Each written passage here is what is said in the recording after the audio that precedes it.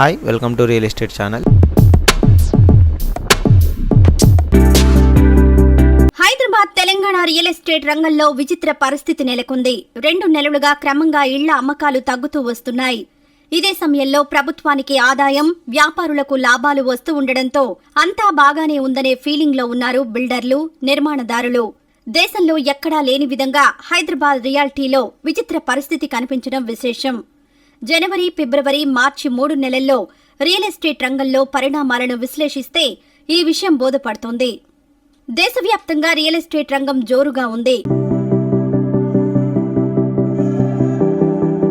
నెల వరకు 7% అమ్మకాలు పెరిగాయి. ముంబై, ఢిల్లీ, పూణే, చెన్నై, బెంగళూరు మహానగరాల్లో ఇదే జరిగింది. ఒక్క హైదరాబాద్ రియల్ ఎస్టేట్ రంగం మాత్రం విచిత్రంగా ఉంది. 15% అమ్మకాలు తగ్గాయి. దేశంలో 7% పెరిగితే హైదరాబాద్ లో 15% తగ్గడం విచిత్రంగానే ఉన్నా ఈ విషయంలో వ్యాపారులు మాత్రం భిన్నంగా ఆలోచిస్తున్నారు. దీనికి కారణం పెరిగిన ధరలు, వచ్చిన లాభాలే. తెలంగాణ ప్రభుత్వం పెంచిన రిజిస్ట్రేషన్ ఛార్జీలతో పాటు 7% పెరిగిన ధరలతో మంచి లాభాలను ఆర్జించారు వ్యాపారులు. గతంలో 10 ఫ్లాట్స్ అమ్మితే వచ్చే లాభం 7 ఫ్లాట్స్ తోనే రావడంతో బిజినెస్ బాగానే ఉంది అనే ఫీలింగ్ లో ఉన్నారు. కాకపోతే వాస్తవంగా అమ్ముడు పోవాల్సిన 3 ఫ్లాట్స్ నిలిచిపోయాయి అనే విషయం మాత్రం బోధపడ్డం లేదు. ఇదే కాలానికి 7,721 ఇళ్ల అమ్మకాలు జరిగితే 2022 ఇదే కాలానికి అమ్మింది కేవలం 6,556 ఇళ్లు మాత్రమే. కస్టమర్లు వస్తున్నారు, కొనుగోలుదారులు ఉన్నారు.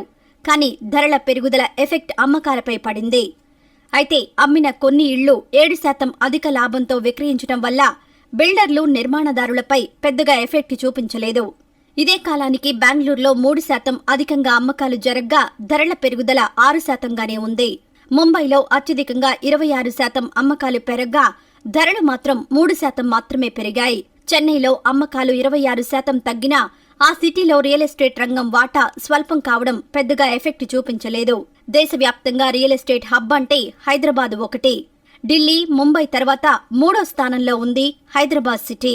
20% ఉపాధి, ఉద్యోగాలు రియల్ ఎస్టేట్ రంగం నుంచే వస్తాయి. అలాంటి రంగంలో అమ్మకాలు ఏకంగా 15% తగ్గడం, ధరలు బాగా పెరిగాయని కొనుగోలుదారుల్లో అభిప్రాయం వ్యక్తం కావడం ఆందోళన కలిగించే అంశమే. గతంలోనూ ఆర్థిక రంగం నిపుణులు చాలాసార్లు హెచ్చరించారు.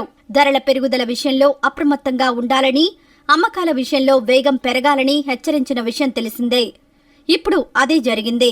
హైదరాబాద్ రియల్ ఎస్టేట్ రంగంలో తెలియని స్తబ్దత నెలకొంది అన్న విషయాన్ని గుర్తించాల్సిన అవసరం ఉంది అంటున్నారు నిపుణులు.